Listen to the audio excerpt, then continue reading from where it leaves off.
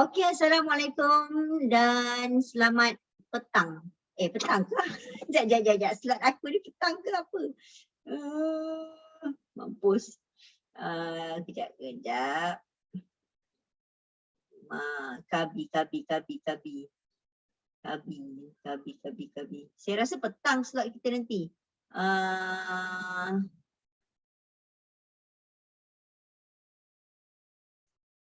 Slot kita nanti adalah pada 10/11. 10/11 2021 3 petang. Okey, so petang Okey.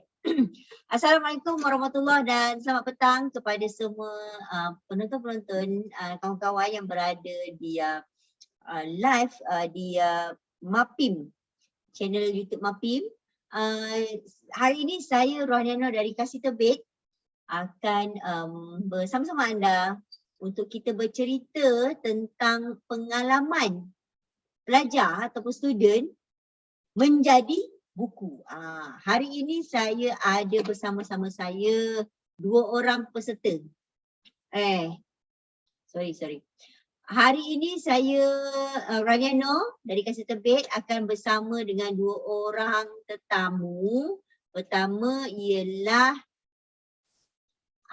ini Azim Afif, penulis buku Conquering Everest Do or Die Mission. Selamat petang Azim. Selamat petang.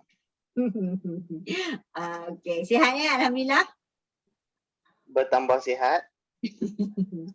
Alhamdulillah. Okey, seorang lagi kita punya tetamu hari ini ialah Izzat Ibrahim, penulis buku Kembara Darussanawi 1963. Alright, apa khabar Izzat? Alhamdulillah Kak Ni. Sihat. Sihat Okey, Azim bersiaran dari KL dari Ampang. Izzat dari Siparengkam. Saya dari Ceras, Selangor. Alright. So hari ni kita nak cerita pasal 2 buku ini, Conquering Everest, Do or Die Mission yang diterbitkan oleh Kasih Terbit pada tahun lepas 2020 dan juga tentang buku Kembara Darussanawi 1963 yang diterbitkan pada tahun ini 2021. So, untuk tidak melengahkan masa, saya nak tanya kepada Azim dulu. Selain daripada tadi tu yang saya perkenalkan buku tadi, okey, boleh Azim perkenalkan diri Azim sendiri kepada orang yang tak pernah lagi melihat orangnya atau mendengar namanya ni. Alright. Jemput perkenalkan diri. Boleh. Assalamualaikum. Nama diberi Azim Afif bin Ishaq. Saya berasal daripada Kulim, Kedah. Jadi background sedikit daripada graduan daripada UTM Skudai. Umur muda lagi.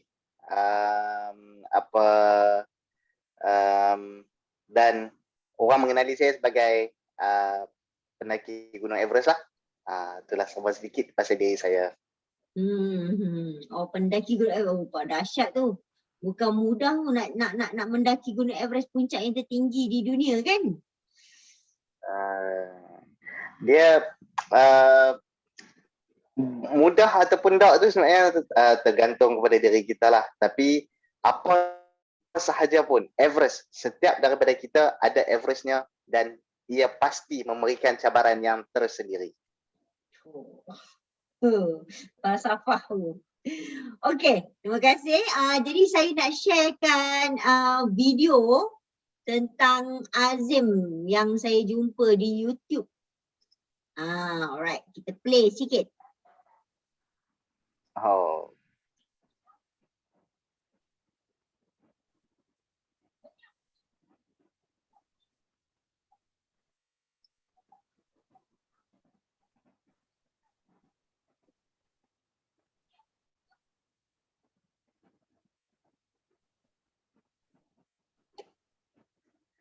Video ni daripada Esra Awani lah. Mungkin dia ada Cik ni boleh tengok dia punya sound. Dia tak keluar sound Tak keluar sound? Cik ni kena ada butang dah tu kot. Tak silap saya. Kita record tak apa kan. Video tak dengar ke? daripada setting video yang Cik Annie share, dia ada satu button untuk audio, tak silap saya. Oh, okey. Kita start balik. Semula, stop balik. Apa yang dekat tu. Stop Tapi share. dah keluar dah sound dah. Saya dengar lah. Share screen. Okey. Oh, Cik ni Annie kena share share audio sound. tadi. Okey, share sound. Okey, semula. Kita try semula. Okey, kita start balik dari sini. Dan manis sebagai pendaki gunung Everest Tibet. Water standing in the eyes of the world.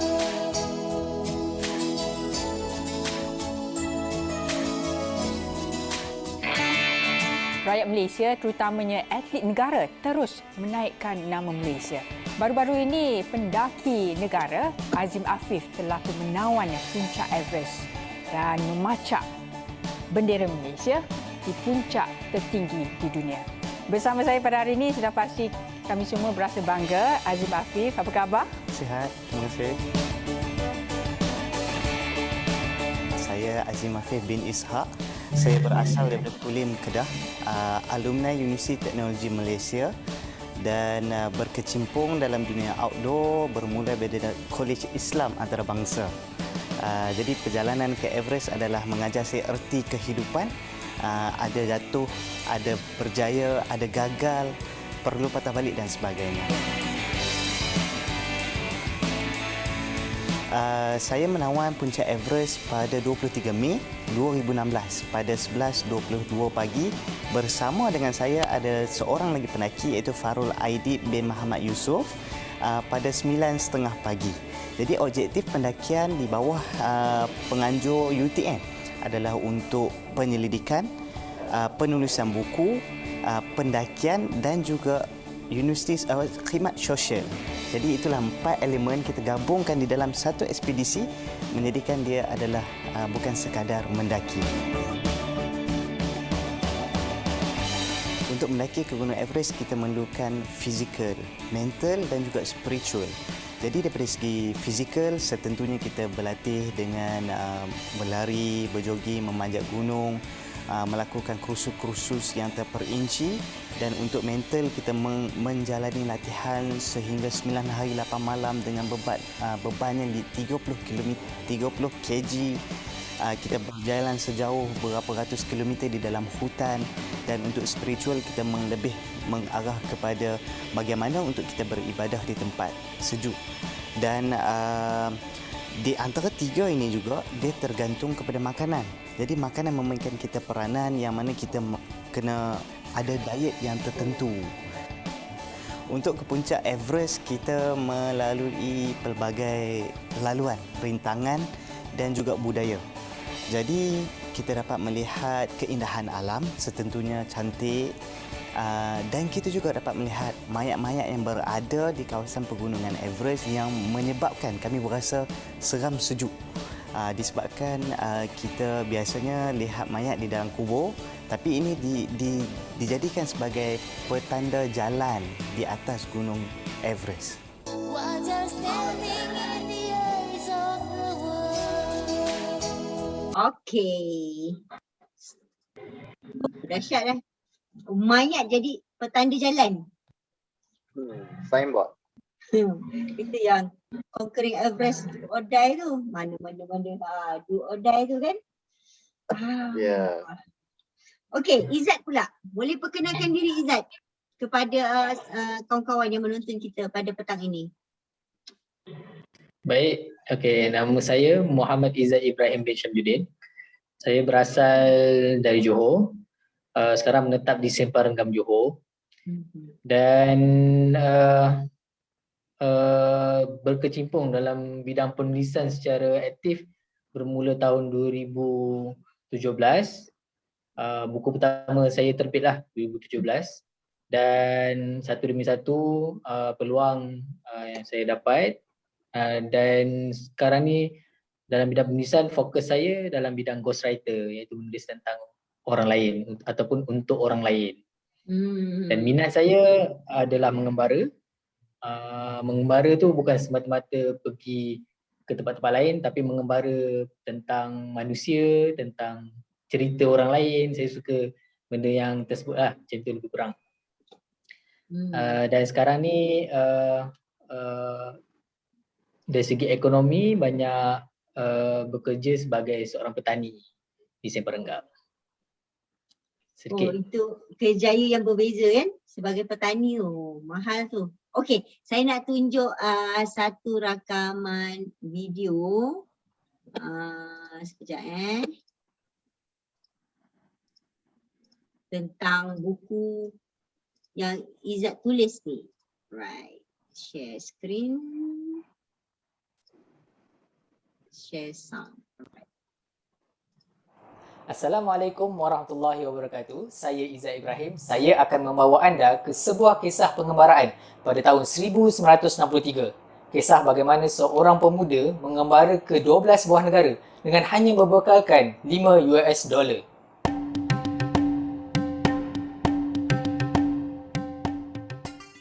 Pemuda yang saya maksudkan adalah Ustaz Darus Nawi. Sejak kecil, beliau bercita-cita besar untuk belajar ilmu bahasa Arab di UC Al-Azhar Mesir. Tapi duit yang ada tidak mencukupi dan terpaksa memilih kapal laut untuk ke sana. Kapal yang beliau naiki bukan kapal penumpang biasa, tapi adalah kapal membawa barang. Dalam perjalanan, kapalnya dipukul oleh ribut dan menyebabkan lari daripada laluan asal. Perjalanan menjadi semakin panjang sehingga menyebabkan makanan tak cukup dengan ruangan yang sempit. Atas kapal ada jual makanan, tapi Ustaz Darus tak cukup duit untuk beli. Jadi beliau terpaksa survive dengan tebalkan muka, tumpang makan dengan keluarga lain di atas kapal. Bayangkan, peristiwa ini berlaku pada tahun 1963. Sampai di India pula, beliau terkandas selama 4 bulan kerana kenalan yang berjanji untuk membantunya sudah tidak duduk di alamat yang diberikan. Disebabkan tidak cukup duit untuk teruskan perjalanan, Ustaz Darus terpaksa jual jam dan kamera yang sangat disayangi. Beliau juga pinjam duit daripada kenalan yang bernama Hashim Nayan. Nak tahu apa lagi yang berlaku selepas ini? Jom dapatkan buku Kembara Darus Nawi 1963. Saya tuliskan kisah 7 tahun pengembaraan ilmu Ustaz Darus Nawi melalui 12 buah negara.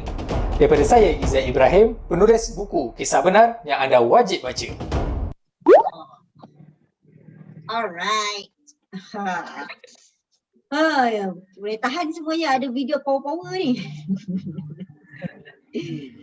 Okey, so kita nak tanya kepada Azim dulu. Tadi Azim cerita pasal panjat Gunung Everest kan. So sikitlah dalam video tu kan, Azim dah panjat dan akhirnya berjaya dengan tim daripada Universiti Teknologi Malaysia kan.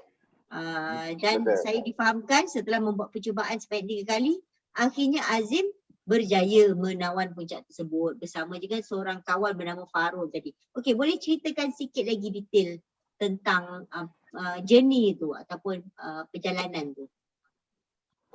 Okey. Projek mendaki Gunung Everest ni kalau nak ikutkan tak pernah terlintas dalam fikiran. Cita-cita dan sebagainya pun dalam hidup saya. Sehinggalah berlakunya satu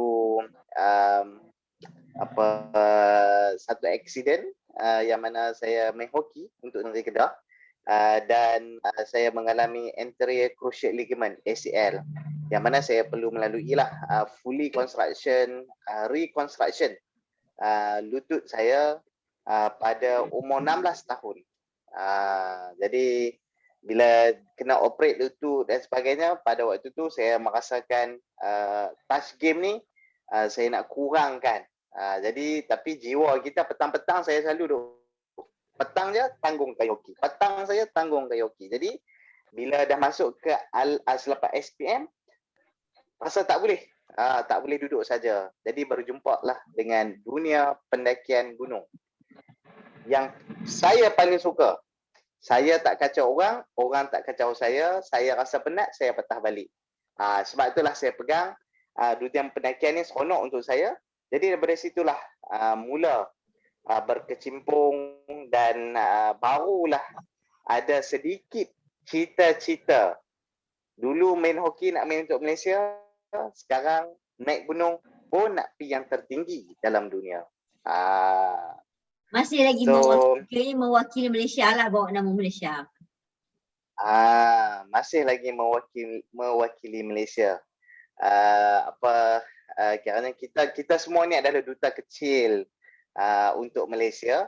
Semua ada part masing-masing. Di mana saja kita berpijak, di situlah bendera Malaysia dikibarkan. So pendakian Gunung Everest ni pula dia tak berlaku dengan senang juga. Dia ada kita rintangan, dia ada kesusahan. Yang mana sebelum nak dapat kemanisan tu, macam-macam lah yang kita lalui untuk menjayakan Gunung Everest ni, bukan untuk orang lain tapi untuk diri kita. Dan itulah pembelajaran sepanjang hayat yang saya lalui di fasa Universiti Teknologi Malaysia Skudai, UTM Skudai, yang saya rasa saya sangat menghargainya di zaman COVID ni. Disebabkan bukan baca buku, ambil exam, balik college, lena tak. Jadi di sinilah yang saya tengok apa yang saya dah lalu dulu pada waktu zaman COVID yang kita perlu survival. Apa yang kita nak buat, di sinilah saya merasakan nampak kemanisan iaitu naik Gunung Everest pun sudah, untuk mengharungi kehidupan pun kita dapat pengalaman tu di zaman universiti lagi. Betul. Bukannya hanya baca buku untuk lulus exam saja kan semasa di universiti. Okey, Izzat pula macam mana? Saya difahamkan Izzat ni dulu pun belajar di Mesir. Kemudian Izzat tulis buku Kembara Darussanawi ni, kisah Ustaz Darussanawi pergi belajar di Mesir. So macam mana pula okey. So macam mana pula boleh tercetus idea nak menulis tentang Ustaz Darussanawi ni, yang yelah adakah kebetulan ke ataupun dah plan ke, macam mana ke, apa kaitan Izzat dengan Ustaz Darussanawi tu juga? Okey, boleh terangkan. Okey, terima kasih Kak Ani. Okey, asalnya macam mana saya boleh jadi berkecimpung dalam bidang penulisan ni, bila saya ada pengalaman buat dunia sukarelawanan di Perancis. Kemudian saya sajalah bila saya share saya punya pengalaman di Facebook jadi viral. Kemudian adalah page yang share saya punya pengalaman, The Vocab. Lepas tu datang seorang penerbit, satu penerbit ni minta saya tuliskan pengalaman selama saya 2 bulan berada di sana. Selesai tulis, selesai terbit, kat situ saya mula terfikir, aku ada pengalaman 2 bulan ni kan. Sebenarnya lebih ramai orang lain yang mempunyai pengalaman yang lebih banyak, yang macam saya teringin untuk dengar dan perlu orang lain tahu. Mungkin dia tidak sempat menulis sebab saya membesar dalam NGO, sebuah NGO haluan. Jadi apa yang saya kenal dengan dunia aktivis ni, kebanyakan aktivis ni dia tak sempat nak menulis. Ya, sebab dia fikir apa program seterusnya, apa lagi perancangan seterusnya kan. Jadi mungkin saya boleh posisikan diri saya sebagai seorang yang menulis tentang kisah-kisah aktivis ni lah.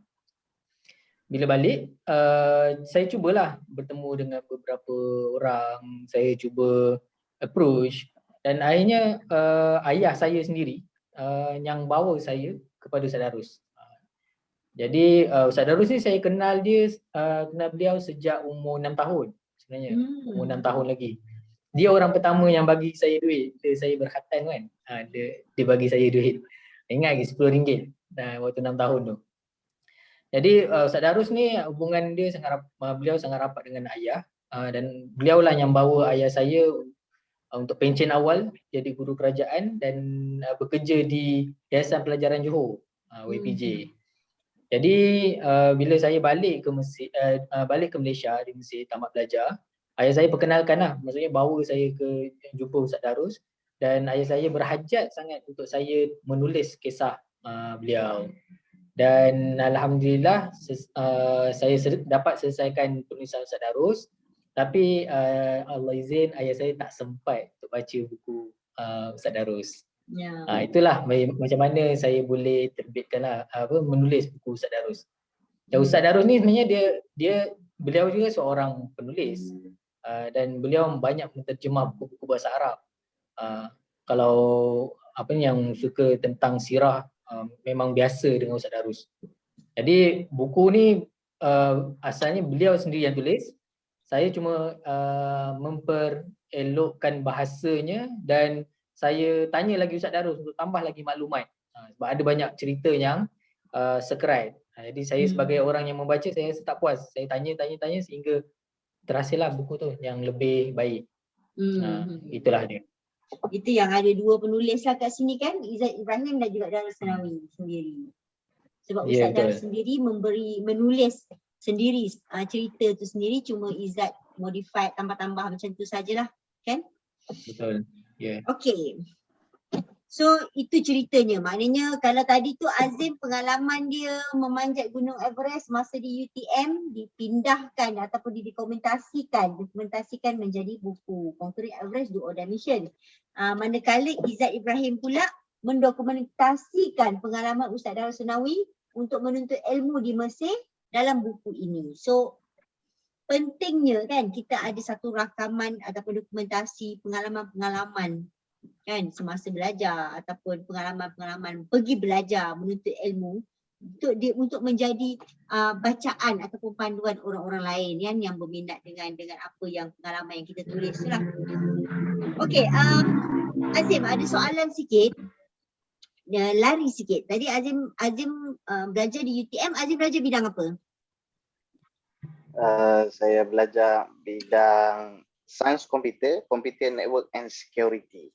Sains komputer Okey, tapi Azim sekarang bekerja sebagai Avenger Consultant. di bawah Peak Journey kan? Bisnes sendiri lah ni. Bisnes sendiri. Bisnes sendiri. Tapi seronoknya Peak Journey ni disebabkan dia terhasil sewaktu di UTM Skudai yang mana juga didorong dan juga dibantu oleh UTM tu sendiri.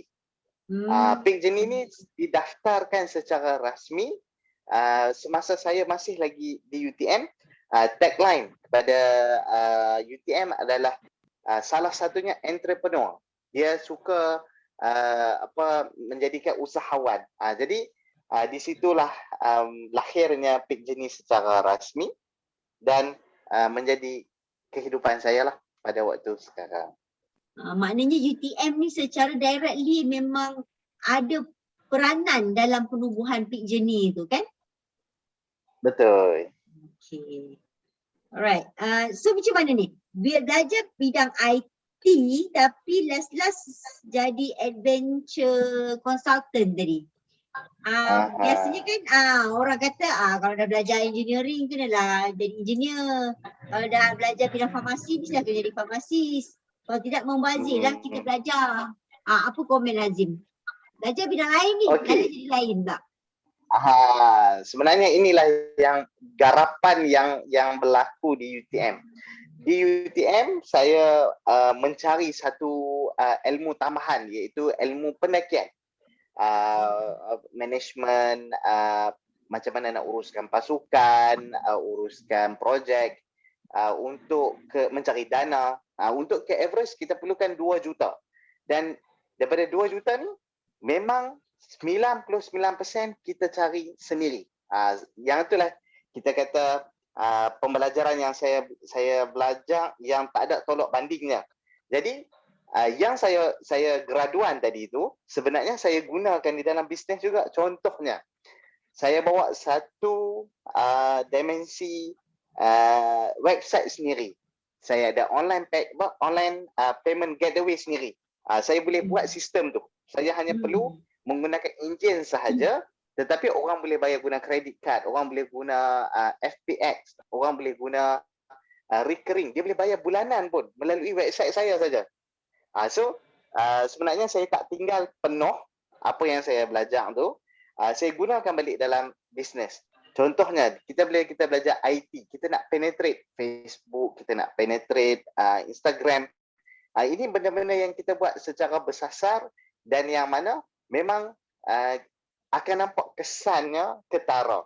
Contohnya bila saya buat package ke adventure, saya jarang-jarang nak dapat klien yang di bawah umur 30 tahun.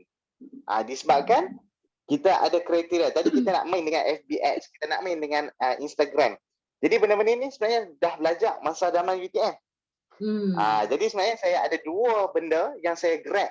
Satu, graduan dalam sains komputer, dan saya juga graduan di dalam bidang pendakian. Dalam bidang pendakian pula, saya menjadi part-time lecturer di sebuah universiti di selatan tanah air juga. Dalam bidang mountaineering. Sebenarnya saya tak tinggal semua dan saya tak buat semua. Masih ada membantu from time to time. Maknanya walaupun kita tidak bekerja full time dalam bidang yang kita belajar tu, tapi ilmu tu sebenarnya sangat berguna dalam kita punya kerjaya yang walaupun nampak berbeza tapi sebenarnya ada kaitan jugalah. Ada input dia kan? Masih berguna. Betul. Okey, Izzat. Izzat kata Izzat sekarang bekerja sebagai petani. Izzat belajar di Mesir kan? Izzat belajar kat Mesir bidang apa? Bidang syariah Islamiah. Syariah Islamiah. Tapi tak jadi ustaz, tak jadi peguam syariah, jadi petani. Macam mana pula tu Izzat? Macam mana boleh lari kan? Kan? Daripada belajar sampai luar negara, dalam masuk Malaysia ni kan orang kita kan macam alah kalau petani tak payah belajar tinggi kan. So macam mana apa Izzat pergi komen dalam hal ni? Okey, sebenarnya bidang saya tak lari. Saya masih praktis lah ilmu yang saya dapat di Mesir, sebelum ni pun sekolah agama dan sebagainya. Cuma minat saya yang paling mendalam yang saya dapat kesan adalah saya suka aktiviti sosial, menyelesaikan masalah dalam satu masyarakat lah. Bila di Mesir ni, contohnya apa yang saya buat di Mesir kebanyakan ataupun mahasiswa di Malaysia di Mesir dia tidak fokus pada belajar kan. Jadi apa yang saya buat satu usaha kecil tapi impak dia sampai sekarang masih berjalan, iaitu saya buat memperkenalkan study group daripada awal tahun, daripada awal semester. Jadi benda tu bila junior saya pulang, dia kata dia masih buat benda tu kan, masih terlaksana sampai sekarang, dan semakin ramai pula orang yang buat, dan saya tengok perkara ni benda yang saya suka buat. Okay. Jadi bila pulang ke Malaysia, saya sambung belajar dalam master. Saya belajar dalam bidang Islamic Political Science, political Islam lah, politik Islam ataupun siasat syariah. Sebab minat saya dalam kemasyarakatan ni, saya cubalah masuk ke bidang yang saya minat, iaitu tentang pengurusan manusia, sains politik. Dan bila saya belajar tentang politik Islam ni, saya melihat satu politik yang dia lebih luas daripada politik kepartian yang rata-rata orang faham bila politik ni mesti parti kan. Tapi sebenarnya politik ni adalah lebih luas lah. Pengurusan masyarakat, dia sebenarnya pengurusan keluarga pun sama. Jadi bila saya belajar bidang politik tu, kemudian saya kajilah ada sebuah NGO yang mana saya sertai. Cuma dalam tengah-tengah perjalanan master tu, saya dapat Allah izin ayah saya meninggal dan sebagainya, saya terpaksa pulang ke Johor.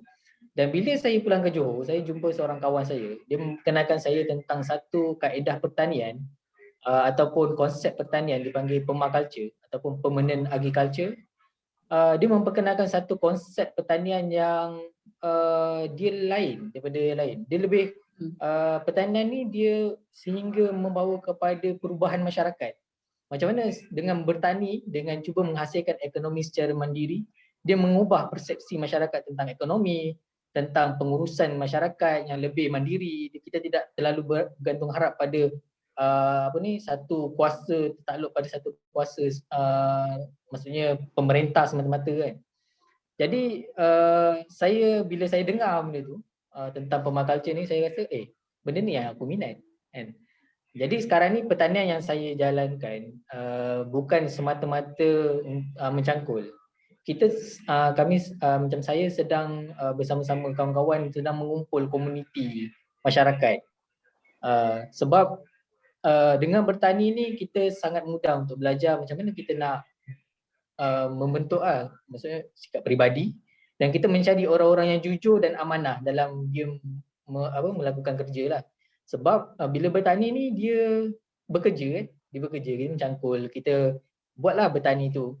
Sebab apa yang saya sendiri perasan dalam masalah kebanyakan masyarakat, kita terlalu banyak orang yang bercakap dan bercakap lah kan. Dan orang bercakap ni selalu dipercayai.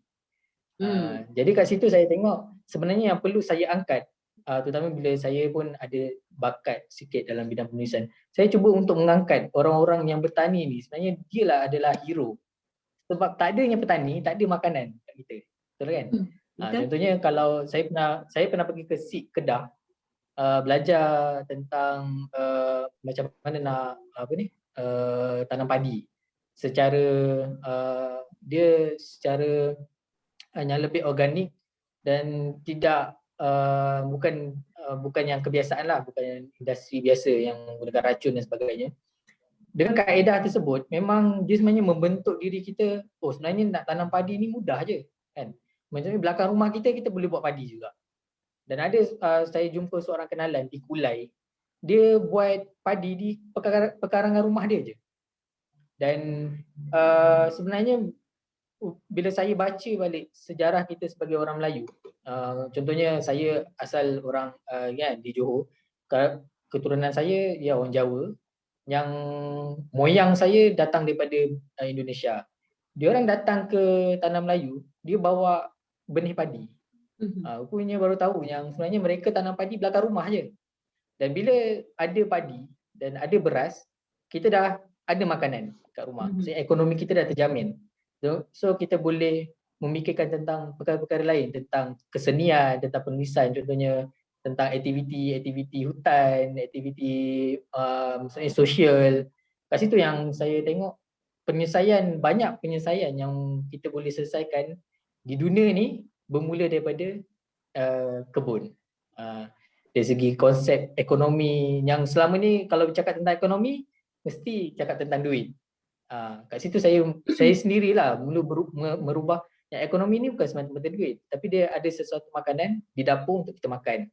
Tak kisahlah dia datang daripada duit sebagai perantara ataupun kita hasilkan secara sendiri. Kat situlah kenapa yang kata bidang yang saya sekarang ni sedang buat iaitu bertani ni sebenarnya cuba praktis tentang ilmu syariah yang saya belajar, macam mana nak melaksanakan pertanian yang mendekati syariah kan, mengelakkan penggunaan racun, cuba untuk kita tanam tanaman yang betul-betul bersifat tempatan, tidak import daripada luar kan, yang mendekati syariah. Dan juga bidang saya dalam Islamic Political Science, macam mana bertani ni boleh membentuk masyarakat yang lebih mandiri, yang lebih selesaikan masalah perpecahan. Dengan berkebun ni sangat mudah untuk kita menyelesaikan masalah perpecahan. Kita memang bersatu lah, sebab masing-masing akhir sekali saya yakin bahawa semua manusia tak kisah dalam bidang agama, apa-apa agama ataupun apa-apa ideologi, dia sangat bergantung pada alam kan, pada makanan. Ya, sebab semua sekali hanya perlukan makan. Cuma persoalannya macam mana kita nak menjadikan makanan kita betul-betul halal dan juga baik.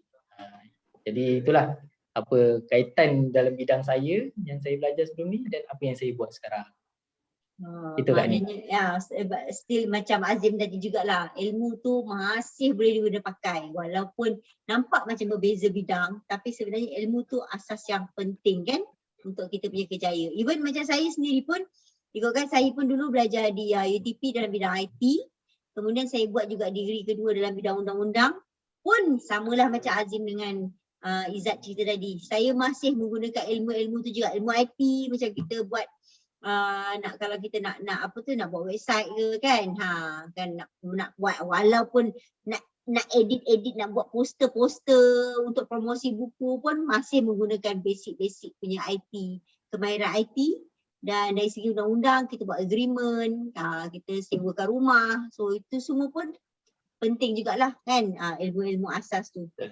Jadi tak perlulah kawan-kawan adik-adik dekat universiti tu kita nak limitkan kita punya kerjaya tadi dalam bidang yang kita belajar tu je kan. Okay, so kita dah dalam setengah jam bercakap. Saya nak ajak Azim dengan Izzat ni main satu jenis game. Game ni dipanggil 2 Truths 1 Lie. Right. Okay. Game 2 Truths 1 Lie. Kita nak bagi meriah sikit sesi petang ini. Yang mana Azim dan juga Izzat perlu menyediakan 3 ayat penyata ataupun 3 ayat kenyataan. 2 daripadanya secara rambang tadi daripada yang pertama, kedua, ketiga, salah satu 2 daripadanya adalah fakta. Itu betul, terus. Tapi salah satunya adalah salah, false, ataupun lie. Okay, so yang lain yang orang yang siapa yang bercakap tadi yang bagi kenyataan tu, so yang lain kena teka. Yang mana satu truth, yang mana satu lie. Kena pasti yang mana lie tu daripada 3 tadi. Okay, kita start dengan Azim untuk pusingan pertama. Okay, Azim bagi 3 kenyataan, 2 kebenaran, fakta, 1 lie, auta. Izzat dan juga saya akan meneka yang mana satu lie dalam 3 kenyataan. Okay, cuba. Okay, saya cuba. Yes. Orang kata dalam bahasa sekarang, saya tak pandai tapi saya try. Okay. Saya pernah putih jari sebab frostbite. Macam mana? Semula? Saya pernah putus jari disebabkan frostbite. Okay. Pertama, pernah putus jari disebabkan frostbite. Okay. Ayat kedua? Ayat kedua, saya suka makan nasi ayam penyet. Okey, Mas Azim suka makan nasi ayam penyet. Okey, yang ketiga?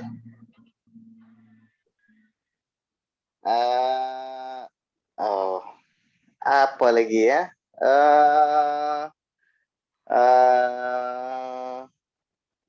Sekejap. Yang tiga ni si auta ni.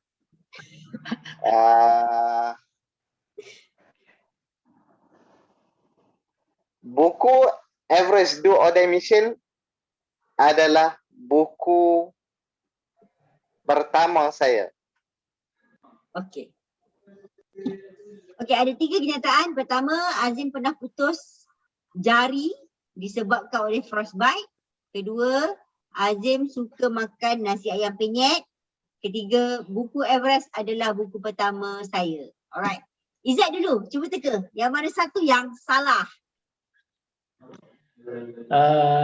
Yang kedua. Yang kedua, suka makan nasi ayam penyet. Maknanya Izzat rasa Azim tak suka nasi ayam penyet. Ya. Yeah. Okey.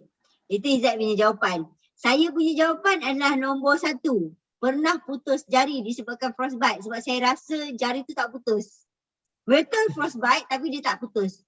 Okey, apa jawapannya? 10 jari tak putus. Tak putus. Maknanya betul lah. Betul lah. So Cik Adi lah betul. Bagus penebik ni. Dia ingat fakta. Okey. Hadiah kepada saya yang menang round pertama. Okey, sekarang Izzat pula. Bagi 3 kenyataan. 2 kenyataan betul, 1 kenyataan salah. Kemudian saya dan Azim akan meneka. Okey. Kenyataan pertama, saya lebih suka duduk di rumah. Okey, suka duduk di rumah. Yang kedua, okey, saya bersekolah menengah di Johor. Okey, Izzat kata dia sekolah menengah di Johor. Okey. Buku pertama saya terbit pada tahun 2017. Buku pertama terbit tahun 2017. Alright. Azim dulu, cuba teka. Yang mana satu kenyataan yang betul? Pertama, Izzat kata dia suka duduk di rumah. Yang kedua, Izzat kata dia sekolah menengah di Johor. Ketiga, dia kata buku pertama dia terbit tahun 2017. Auta nombor 2. Auta nombor 2, sekolah menengah di Johor. So dia tak sekolah menengah kat Johor lah. Ada yang cakap tadi ah? Tak ada. Tak ada cakap Yelah, saya rasa betul. Saya pun teka macam Izzat juga, macam Azim juga. Autanya adalah nombor 2. Mana Sekolah boleh menengah tiru? di Johor. Mana boleh tiru? Boleh. boleh. Macam mana Izzat? Betul dua-dua. Saya sekolah di Perlis. Okey, saya sudah 2 markah. Azim 2, Azim 1, Izzat 0. Kosong. Izzat 0. Saya main Azim. hoki ke Azim? Azim. Ya. Saya main hoki juga. Sekolah agama Perlis. Sekolah Matri, Mahat At-Tarbiyah Al-Islamiyah. Sekolah kat Perlis. Sama dengan Lahir tahun berapa Izzat? 1991. Okey. Saya adalah Main anak kawan-kawan sekolah Matri. Main Junior League lah, tapi tak wakil Perlis. Main Liga Remaja. Main sekolah. untuk apa? Untuk Matri lah. Untuk Matri lah. Okey, sekarang kita buat round kedua. Round kedua Ini kacang je ni. Okey, round kedua Azim sekali lagi bagi 3 kenyataan, 2 betul, 1 salah. Cik Ani bagilah dulu kenyataan Cik Ani. Saya tak, saya bukan tetamu. Saya coach. Saya Baru saya nak menekannya. saya bukan tetamu. Okey. So saya kena bagi second round lah ni. Second round. Okey. Second round.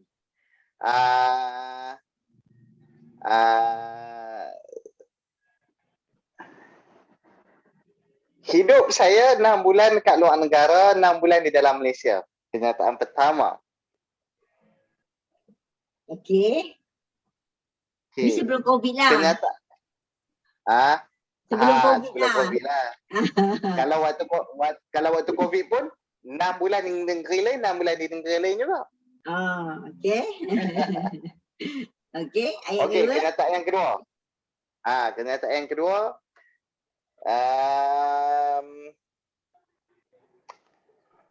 Saya pernah kena buang universiti sebabkan Everest. Okey. Ketiga. Yang ketiga.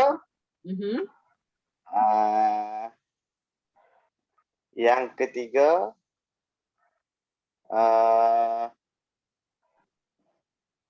Saya suka jalan-jalan lah.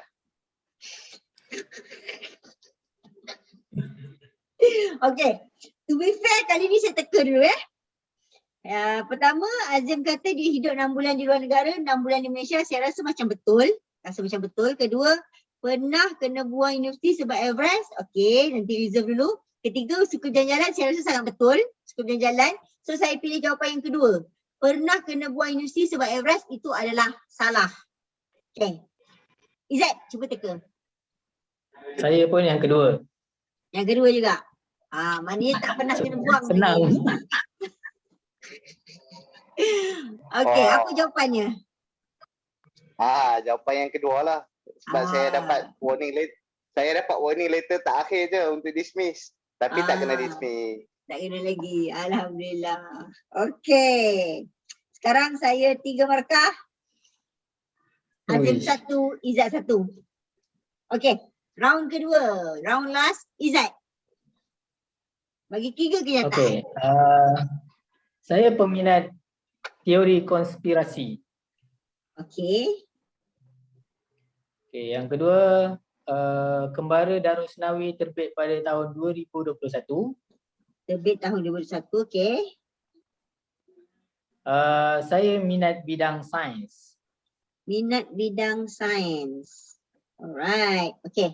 Izzat bagi kenyataan yang pertama dia peminat teori konspirasi, kedua Kembara Darusnawi terbit tahun 2021, ketiga minat bidang sains. Okey, yang kedua saya tahu itu adalah fakta 2021. Minat bidang sains, saya beranggapan dia minat bidang sains, tapi dia bukan peminat teori konspirasi. So saya jawab nombor 1. Kenyataan nombor 1 adalah salah. Izzat, Azim, apakah tekaan? Saya cerminan kepada Cik Ani. Nombor 1.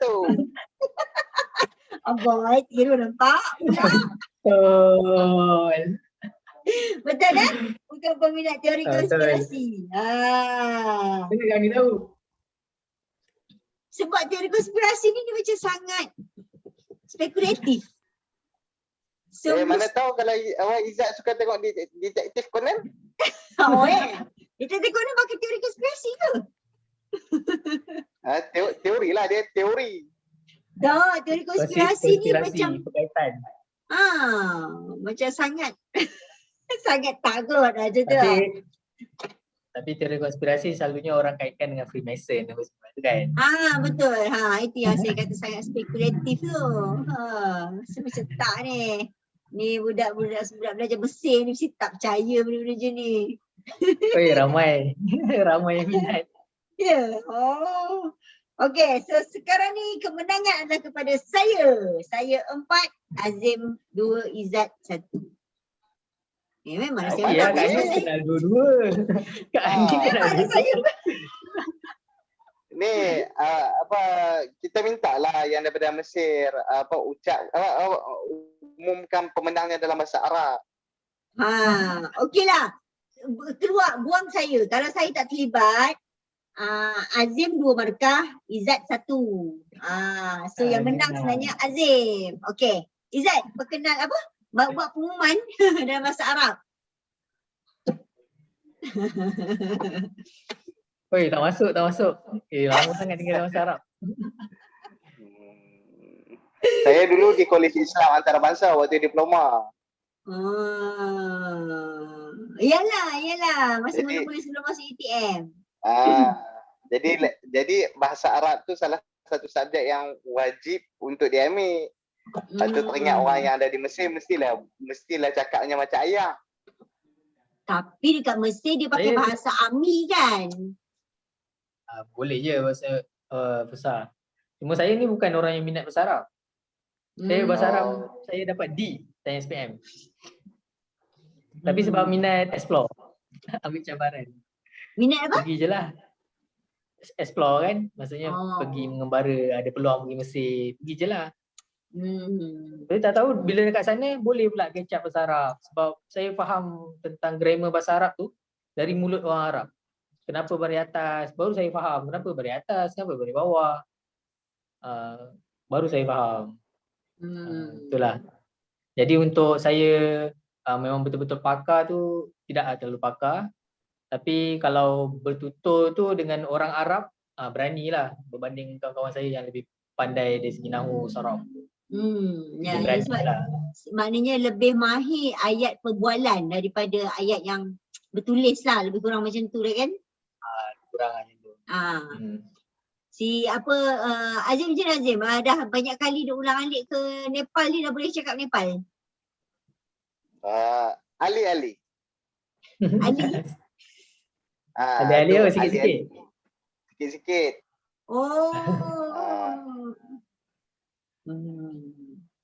Okey lah, penting juga untuk komunikasi. Alright, so kita dah 40 minit. Saya nak tanya lagi soalan, balik kepada buku lah kan. Kita dah main game, dah happy-happy tadi. Saya nak balik kepada buku. Ini pengalaman saya sendiri jugalah. Saya dulu pun student kan. Masa saya belajar dekat universiti UTP, saya dulu first grad saya UTP.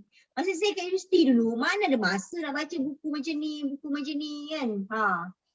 Yang kita baca je buku teks sebab nak kejar exam. Kan? Lecturer suruh baca bab berapa, kita pun baca lah. Itu pun sebab nak bagi lulus exam je.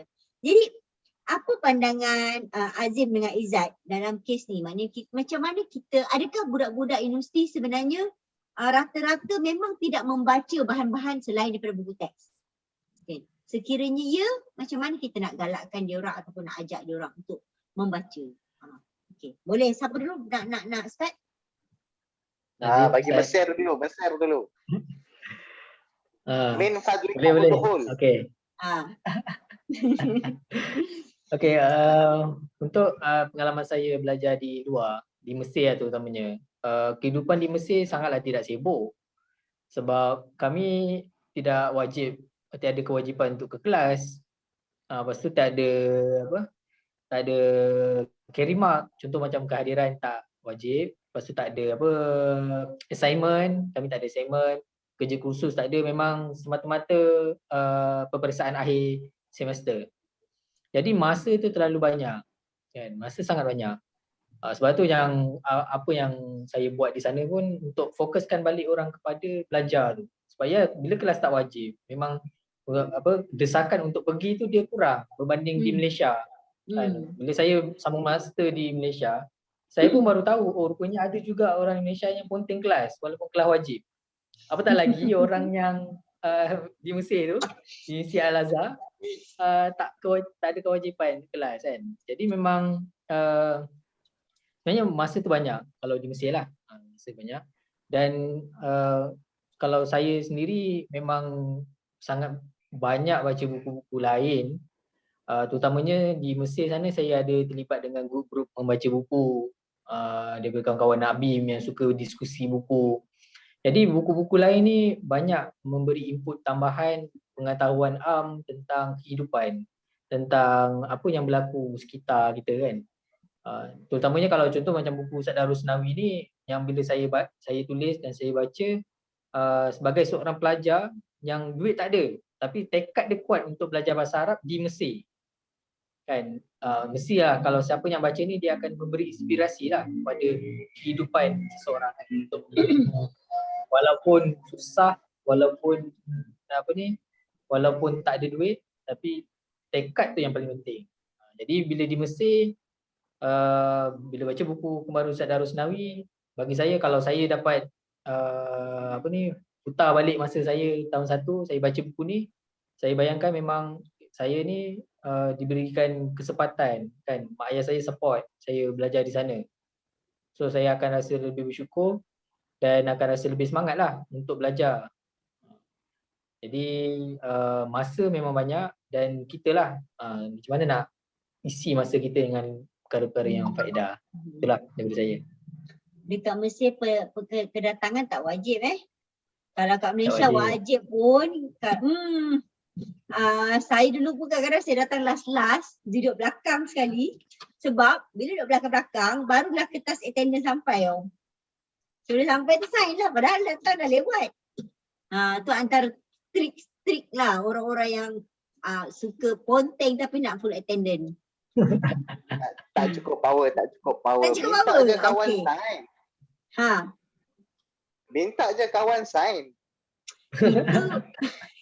Itu tak ada integriti. Nanti kantoi. Ada lecturer kira tau. Dia tengok tangan berapa orang masa dia kira. Masa zaman saya. Okey, Azim punya jawapan tak? Macam mana? Komen Azim sebagai pelajar dari Universiti IPTA tempatan. Adakah budak-budak ni memang pada zaman ni memang tak berapa-apa membaca lah bahan-bahan selain daripada buku teks? Okey. So kalau di UTM lah secara dasarnya engineering yang lead di dalam Malaysia, top 50 in the world dah bahagian engineering, di yang kita tahu memang UTM adalah salah sebuah universiti engineering yang terbaik lah. Dia juga pioneer di dalam Malaysia. Jadi semasa saya masuk ke UTM, kita tengok kawan-kawan ni memang very orang kata apa, muka buku lah, kaki buku ke muka buku ke. Kerja dia baca buku, pergi kelas, balik college, study lagi, pergi exam, quiz, balik. Lepas tu dia tak beraktiviti. Tetapi di UTM lah, disebabkan saya sentuh di UTM, kita memang ada diwajibkan untuk pada uniform, aktif tak aktif, mau tak mau, kita kena wajibkan diri kita juga. Otherwise college-nya tak dapat, dia kena duduk di belakang, dia macam-macam lah. Dia punya kesan kepada dia tak melibatkan diri di dalam program yang disediakan oleh universiti akan dirasai direct kepada orang tu. Dan pada tahun pertama saya di UTM, UTM menghantar ke Indonesia. Jadi saya student exchange ke Indonesia. Di Indonesia dia kena wajib lulus KKN, kuliah kerja nyata. Maksudnya dia di tahun akhir dia kena keluar untuk berbakti kepada masyarakat di dalam negara dia. Kira lah maksudnya dia daripada Jakarta dia dihantar ke Sumatera Barat, Timur dan macam tu lah, Sumatera Barat, Utara macam tu. Jadi saya menjadi bersama dengan pengurusi kolej yang lain, jadi pioneer ambil KKN ni ataupun kita panggil dia sebagai khidmat masyarakat kepada masyarakat setempat melalui bidang kita. Contohnya kalau dia grad bahagian sains komputer, dia kena menghasilkan satu benda yang boleh manfaatkan di kawasan yang dia dihantar. Jadi bila silibus tu dimasukkan sebagai satu silibus yang wajib untuk lulus di UTM, jadi dia adalah penglibatan usaha sama di antara student terus dengan masyarakat. So di UTM ni bagi saya lah, kita pun tak boleh katakan okay you kena baca tentang sukan, tak. Tetapi di UTM saya nampak dia buat sebagai empowerment. Empowerment yang saya tengok adalah okay you minat bahagian sukan. Kita nak you groom, you jadi ikon sukan untuk UTM. You pandai dalam kita kata reka bentuk lah, reka cipta dan sebagainya. Okay, kita nak you jadi champion. Pergilah menang robotik dekat Perancis, menang kat Itali. Jadi bila dia orang balik, dekat sinilah yang saya tengok universiti tu yang kena main peranan. Dia lahirkan ikon tu dalam semua bidang yang ada dalam UTM. Jadi di situ student-student UTM ni secara automatik dia akan ada pilih, wah aku minat gunung, aku minat mendaki gunung lah. Dia sendiri yang akan main kepada ikon-ikon yang universiti ni dah sediakan. So yang saya nampak di UTM tu, dia ada buat empowerment. Dia nak student dia tu, kita ada student biodiesel. Buat biodiesel tu sendiri untuk didirikan diesel daripada Johor sehinggalah ke Kemboja. Naik bas, UTM bagi bas. You buat minyak. So kita hasilkan biodiesel tadi tu, biodiesel tu boleh pula guna kenderaan universiti. Dan jadi benda ni yang saya tengok seronok saya di UTM ni adalah student bebas untuk berkarya yang menjadikan mungkin orang lain tak pergi ke Gunung Everest, tetapi dia kata aku teringinlah nak baca buku tentang orang ni, nak jumpa orang ni. Bila balik pada satu-satu ekspedisi apa pun, kita akan buat kolokium secara menyeluruh. Itu yang saya tengok di UTM lah. Jadi benda ni saya tengok UTM harapnya dia akan kekalkan lah benda-benda ni. Dan di UTM kita diberi duit untuk keluar negara. Saya tak pastilah tempat lain, tapi UTM dia bagi duit. Dia memang sediakan setiap student dia, universiti akan bagi lagi duit untuk you pergi belajar, you pergi tengok budaya orang lain. So yang tu ya yang berlaku dengan saya di UTM. Okey, perkongsian yang bagus. Terus semua rasa macam semangat nak belajar orang kat UTM ni. Okey. Sebelum kita tamatkan, saya nak tanya Izzat, apakah highlight atau bab ataupun cerita yang paling Izzat suka dalam buku ni sebenarnya?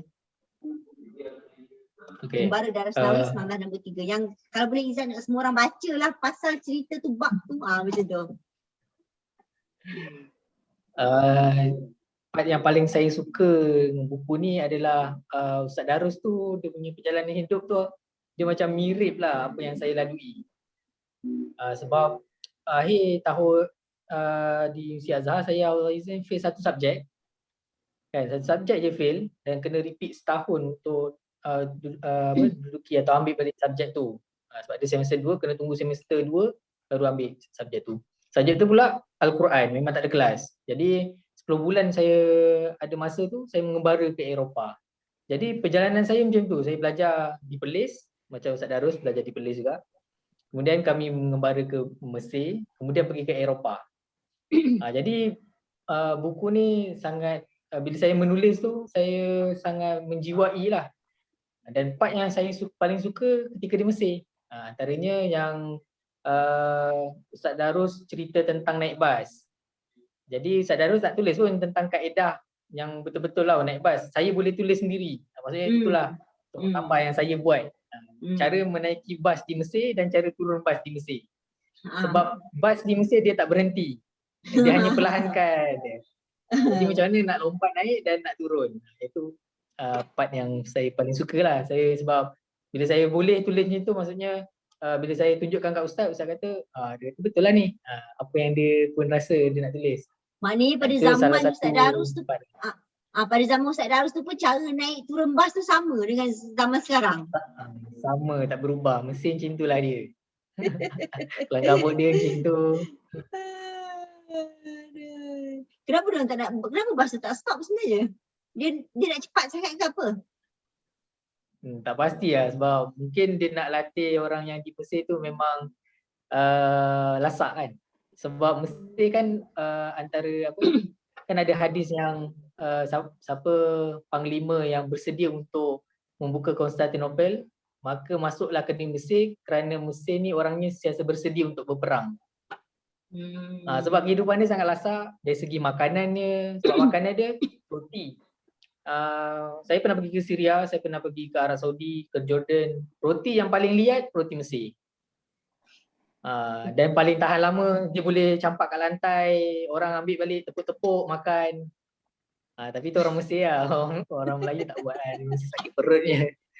Jadi dia memang sangat kehidupan dia sangat serba tak kisah dan juga sangat lasak. Cuma malangnya juga ada yang kisah macam ni, ada seorang perempuan ni dia keguguran disebabkan bas tu tak berhenti.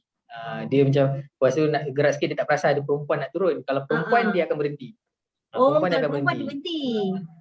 Perempuan dia berhenti. Kalau lelaki je, kalau pasal lelaki sebab mungkin dia dah jalan dengan suami dia dan perempuan tu turun, bas tu bergerak, dia terjatuh, keguguran. Itulah dia. Ya, okey. Azim pula, apakah bab ataupun cerita yang Azim paling suka, yang Azim nak semua orang baca kalau boleh dari buku Conquering Everest Do or Die ni? Okey, so daripada pandangan saya untuk buku ni adalah saya lebih suka orang melihat Everest yang didaki ni. Ceritanya ada di dalam buku tu adalah dia seperti satu iceberg. Yang iceberg ni kita nampak hanya di atas sahaja. Tetapi di bawah tu kegagalan, kematian kawan-kawan Sherpa, masa orang hidup di zaman universiti, dia orang pergi Global Outreach Program, dihantarlah ke New Zealand, ke US, ke banyak tempat. Tetapi saya dan juga tim di mana cuti semester di atas gunung, latihan survival, kiranya fokus. Bila cuti sahaja semester, fokus untuk pergi ke Gunung Everest.